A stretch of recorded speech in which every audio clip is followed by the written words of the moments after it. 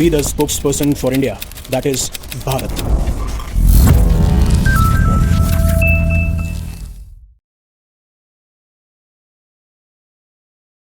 Hello future leaders. अब Greenland को लेके जो यूनाइटेड स्टेट्स और यूरोपियन नेशन के बीच में जो कन्फ्लिक्ट देखने को मिल रहा है वो और ज्यादा फियर्स और तीव्र होता जा रहा है। लेकिन रशिया का हर एक वो इंडिविजुअल, स्पेशली वो इंडिविजुअल जो गवर्नमेंट से किसी ना किसी तरीके से जुड़ा हुआ है, वो ये मौका नहीं छोड़ रहे हैं कि कैसे हम मॉक करें, ह्यूमिलेट करें, चाहे से वो यूरोप हो या डेनमार्क। अब जो फॉर्मर रशियन प्रेसिडेंट है दिमित्री मेदवेदेव, जो कि इस टाइम पे सिक्योरिटी काउंसिल के डेप्यूटी चेयरमैन है, उन्होंने तो साफ साफ ग्रीनलैंड के ऊपर यह कह दिया कि जो ये यूरोपियन नेशंस है ना, they will just shit in their pants and give up Greenland to United States. इस तरीके की मॉकिंग और ह्यूमिलिएशन रशिया के द्वारा की जा रही है। और ये तो सिर्फ एक इंडिविजुअल है, मैं वन बाय वन बताऊंगा कि किस तरीके से रशिया इस टाइम पे एक इंफॉर्मेशन वॉरफेयर लड़ रहा है, जहां पे वो जो भी हिपोक्रेसी है वेस्ट की उसको भी चैलेंज कर रहा है, जिसके लिए मैंने कल भी एक बार वीडियो बनाया था। लेकिन आज थोड़े डिफरेंट पर्सपेक्टिव हैं, कुछ और डेवलपमेंट्स हैं, हम उन सारों पे बात करेंगे। तो आप देख सकते हो कि Moscow taunts Europe and Denmark over Trump's Greenland plan. अब इन्होंने साफ साफ टॉन्ट किया, मॉक किया, ह्यूमिलेट किया और यह कहा, अब देखिए, जो हमें कहा जाता था कि ग्रीनलैंड को खतरा है रशिया से, चाइना से, वो यहां पे अपनी फोर्सेस तैनात कर देंगे या ग्रीनलैंड को कैप्चर कर लेंगे, या जो आर्कटिक रीजन है वहां पे मिलिटराइजेशन या मिलिट्री की प्रेजेंस बढ़ाते हुए नजर आएंगे। अब यूरोपियन नेशन क्या कर रहे हैं? यूरोपियन नेशन खुद जो है नेटो सोल्जर्स यहां पे तैनात किए जा रहे हैं, जिस तरीके से France, Germany, Canada, Sweden, Netherlands, ये सारे के सारे सोल्जर्स भेज रहे हैं। हालांकि अभी तादाद कम है और इसके ऊपर ही काफी लोग हंस रहे हैं कि 57 सोल्जर्स, 70 सोल्जर्स, ये एक सिग्नलिंग दी जा रही है, सिर्फ नंबर मैटर नहीं करता। और वैसे भी कितने भी आप भेज दीजिए, अगर यूएस मिलिट्री के कंपैरिजन में आप आएंगे और वो जो यूएस मिलिट्री जो सबसे पास है वहां पे, तो ऑब्वियस सी बात है टिकना बहुत मुश्किल हो जाता है उस टाइम पे। लेकिन उन्होंने कहा करेंगे क्या, वो क्या कर पाएंगे?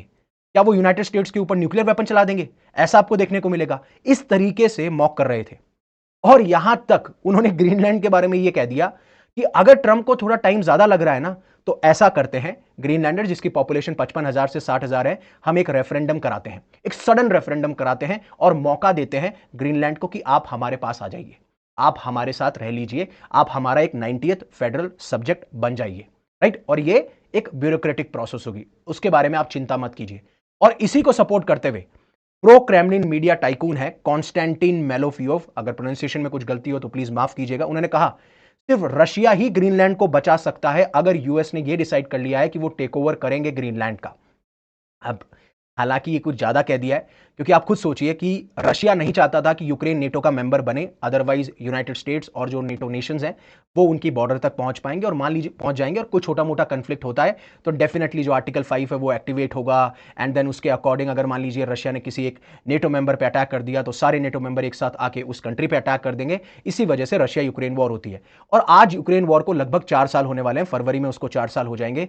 लेकिन उन्होंने कभी भी डायरेक्टली किसी नेटो मेंबर के ऊपर अटैक नहीं किया। हालांकि उन्होंने नेटो के जो कंट्रीज हैं उनका पेशेंस जरूर टेस्ट किया है, कभी जो ड्रोन्स हैं वो एयर स्पेस में भेज दिए, काफी बार जो न्यूक्लियर बैलिस्टिक मिसाइल है उसका इस्तेमाल कर लिया, इस तरीके के इवेंट आपको देखने को मिलते हैं, लेकिन डायरेक्टली थ्रेट नहीं। अब जहां पे ग्रीनलैंड खुद डेनमार्क का हिस्सा है और डेनमार्क नेटो का मेंबर है, तो आपको लगता है कि रशिया इस मुद्दे के अंदर आएगा या रशिया इस कंफ्लिक्ट के अंदर एंटर करेगा जहां पे अपनी मिलिट्री ट्रूप्स भेजेगा? वो तो वैसे भी पॉसिबल नहीं है, क्योंकि वो चाहते ही नहीं है कि इस वाले कंफ्लिक्ट में वो एंटर करें, क्योंकि उन्हें तो यूक्रेन पे ध्यान रखना है। एंड तो थोड़ा सा जो ये है ये आउट ऑफ लाइन है, ऐसा कुछ होगा नहीं कि रशिया अपनी ट्रूप्स भेज रहा है, रशिया अपनी मिलिट्री भेज रहा है, it is not going to possible. लेकिन बस यहां पे मॉक किया जा रहा है। और यह कहा गया था इस कंटेक्स्ट में जब मेदवेदेव ने यह कहा कि आप हमारे 90th सब्जेक्ट बन जाइए, आपको सिर्फ रशिया बचा सकता है, चाहे से वो ग्रीनलैंड हो, यूरोप हो या मल्टीपोलर वर्ल्ड हो, अगर उसको सेव करना है तो वो सिर्फ रशिया कर सकता है, ऐसा ये कह रहे थे। और थोड़े प्रो रशियन मीडिया है, टाइकून है, तो ऑब्वियस सी बात है ऐसी ही बात ही कहेंगे। अब यूनाइटेड स्टेट्स बार बार ये कह रहा है कि हमारी नेशनल सिक्योरिटी के लिए इंपॉर्टेंट है, फिर उसके बाद में काफी सारे आर्टिकल्स ये छपने लगे कि ग्रीनलैंड इसलिए इंपॉर्टेंट है, इसलिए ऐसा किया जा रहा है। अब यूनाइटेड स्टेट्स को पता है या फिर डोनाल्ड ट्रंप को पता है कि कैसे अपने एक्शंस को जस्टिफाई करना है। अब एक तरफ तो बोलते हैं कि नेशनल सिक्योरिटी के लिए इसलिए इंपॉर्टेंट है क्योंकि रशियन थ्रेट और चाइनीज थ्रेट बहुत ज्यादा बड़ा बनता जा रहा है, और दूसरा अब ये कह रहे हैं कि गोल्डन डोम जो air and missile defence system है उसके लिए भी ग्रीनलैंड का यूएस का हिस्सा बनना बहुत ज्यादा इंपॉर्टेंट हो जाता है। लेकिन इनको डेनमार्क और ग्रीनलैंड या फिर यूरोपियन नेशन की तरफ से बहुत ज्यादा फियर्स ओपोजिशन अभी देखने को मिल रहा है। लेकिन यहां तक बात नहीं रुकी तो ट्रंप का एक फेवरेट वर्ड, और मैं हमेशा कहता हूं जब ट्रंप आते हैं तो उनके साथ में एक और टी आता है, दैट इज टैरिफ। अब जिस तरीके से उन कंट्रीज को प्रेशराइज करना हो जो रशियन ऑयल बाय कर रही थी, उनके ऊपर टैरिफ लगा दिया। उसके अंदर इंडिया भी था, चाइना भी था, ब्राजील भी था। इन सब पे टैरिफ की बात की गई, लेकिन सबसे ज्यादा इंडिया पे टैरिफ लगाए गए। और अब अगर बात करें ईरान की, तो अब ईरान के साथ कोई ट्रेड कर रहा है तो उसके ऊपर टैरिफ लगा दिया गया। वैसा ही सेम ये कह रहे हैं कि अगर मेरे ग्रीनलैंड प्लान का आप हिस्सा नहीं बनेंगे तो फिर उसके बाद में मैं आप लोगों के ऊपर भी टैरिफ लगाता हुआ नजर आऊंगा। तो when Trump comes, he comes with another T, that is tariffs. अब एक बार के लिए वो वीडियो सुनिए जहां पे इन्होंने ये साफ साफ डिक्लेयर किया कि अगर आप मेरे ग्रीनलैंड प्लान के साथ एग्री नहीं करते, so that is going to be the consequence. Put a 25 tariff, which is, by the way, about 7 times more than they would have to pay by raising their drug, like 7 times. This wasn't like a little bit more, 7 times more. And I may do that for Greenland too. I may put a tariff on countries if they don't go along with Greenland, because we need Greenland for national security. So I may do that. I'll give you a little. I'll take you out of that. In fact, that'll end up being the story. But actually, this is a much bigger story because we're reducing healthcare by numbers that you haven't seen. So. और even 2-3 दिन पहले जब इनका interview चल भी रहा था, तो जिस तरीके से अभी बताया जा रहा है ना कि यूएस और नेटो आमने सामने खड़े होंगे, इसकी वजह से नेटो फ्रैक्चर कर सकता है, इवन नेटो एंड हो सकता है, तो डोनाल्ड ट्रंप ने पहले ही कह दिया था कि अगर ग्रीनलैंड की बात आएगी और मुझे ऐसा लगता है कि एक ऑप्शन यह है कि मैं नेटो को लीव करके फिर ग्रीनलैंड लूं, तो मैं वो भी कर सकता हूं। और इसके बारे में ये 2-3 इंटरव्यूज में हिंट भी कर चुके हैं एंड इवन आर्टिकल्स भी पब्लिश हुए थे उस टाइम के ऊपर कि मेरे पास में सारे ऑप्शंस अवेलेबल हैं टेबल पे, जो मुझे सुटेबल लगेगा ग्रीनलैंड के लिए वो करता हुआ नजर आऊंगा।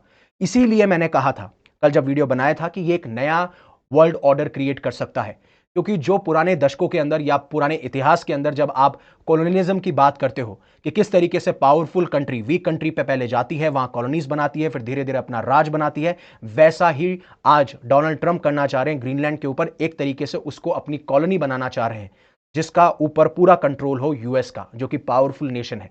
तो ये एक न्यू कॉलोनिज्म है और इसकी वजह से एक नया वर्ल्ड क्रिएट हो सकता है। इवन यहां तक की बात की जा रही थी कि जो यूरोपियन नेशंस हैं या फिर जो यूरोपियन यूनियन और यूएस के साथ में ट्रेड हो रही है, ये ट्रेड वॉर की तरफ जा सकती है, इवन नेटो फ्रैक्चर कर सकता है, और जिसकी वजह से बहुत कुछ बदल सकता है जब मैं वर्ल्ड ऑर्डर की बात करता हूं। लेकिन अभी 2 रिसेंटली स्टेटमेंट आए। एक ग्रीनलैंड मिनिस्टर हैं, उन्होंने जो ट्रंप के थ्रेट दिए जा रहे थे, उन्होंने कहा कि हमने कभी यूएस को यह नहीं कहा कि आप यहां पे आके मिलिट्री तैनात नहीं कर सकते या फिर आप नए बेसिस नहीं बना सकते। अगर आपको लगता है कि रशियन और चाइनीज थ्रेट इतना ही बड़ा है तो आप आइए, बेसिस बनाइए, मिलिट्री डिप्लॉय कीजिए, दैट इज फाइन। बट आप अगर हमें यह कह रहे हैं कि हमें अमेरिकन टेरिटरी बनना होगा, यह नहीं हो सकता। हमारी आइडेंटिटी अभी ग्रीनलैंडिक है या ग्रीनलैंडर्स हैं, हम अमेरिकन बनना ही नहीं चाहते। और ऑब्वियस सी बात है, जो इतने सालों से एक साथ रह रहे हैं, उनकी एक कल्चर है, उनकी एक आइडेंटिटी है, और अगर आप उनको कैप्चर करने की कोशिश करोगे तो ऑब्वियस सी बात है कोई एक्सेप्ट नहीं करेगा। अगर आपको लग रहा है आप आइए, लेकिन डोनाल्ड ट्रंप वो चीज मान ही नहीं रहे। इसलिए इन्होंने कहा कि we are betrayed by a great partner that is US. और इवन इन्होंने ये भी एक्सेप्ट किया कि हाँ, जो अभी मिलिट्री डिप्लॉयमेंट हो रहा है नेटो की तरफ से, यूरोपियन नेशंस की तरफ से, यह सिर्फ इसलिए हो रहा है जिससे हम स्ट्रैटेजिकली यूएस को काउंटर कर सकें। और वहीं कैनेडियन पीएम का एक कमेंट आता है कि हम पूरी तरीके से स्टैंड करते हैं ग्रीनलैंडर्स के साथ या ग्रीनलैंड के साथ। लेकिन मॉस्को बार बार स्क्रिप्ट को फ्लिप कर रहा है।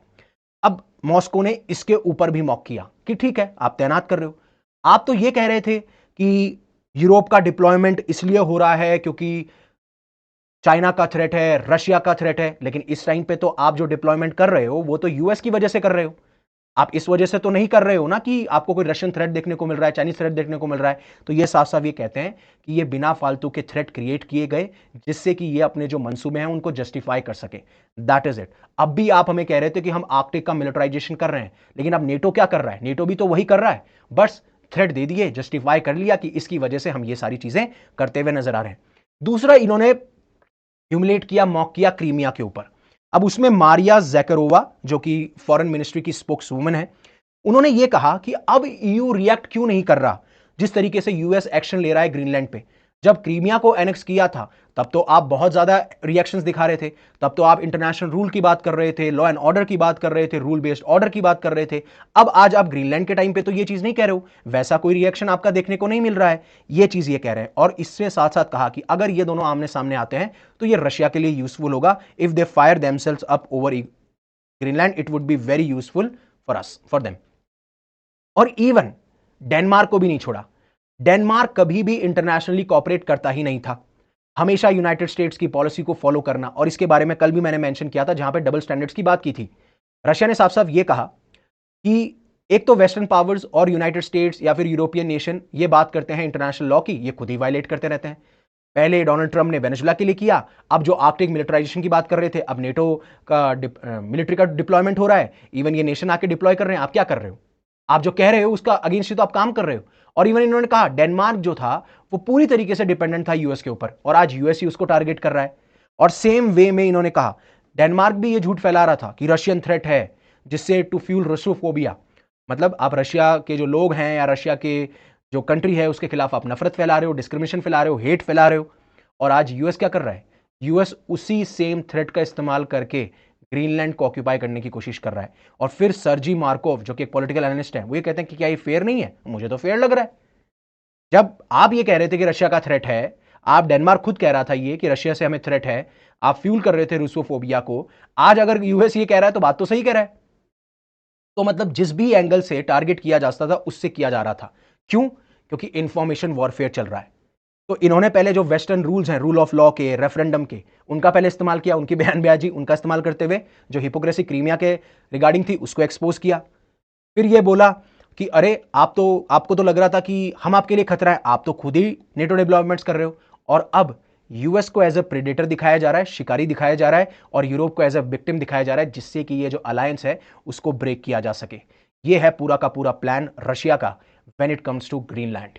आपका क्या ओपिनियन है, आपका क्या कमेंट है, प्लीज कमेंट सेक्शन में जरूर बताइएगा। उससे पहले अनअकैडमी आपके लिए लेके आया है all India UPSC CSC prelims mock test, जो कि 17 जनवरी 2026 को होने वाला है 9:30 बजे या 2:30 बजे। लिंक आपको डिस्क्रिप्शन में मिल जाएगा। आप यहां पे ऑल इंडिया रैंक पा सकते हैं और पोस्ट टेस्ट एनालिसिस भी कर सकते हैं।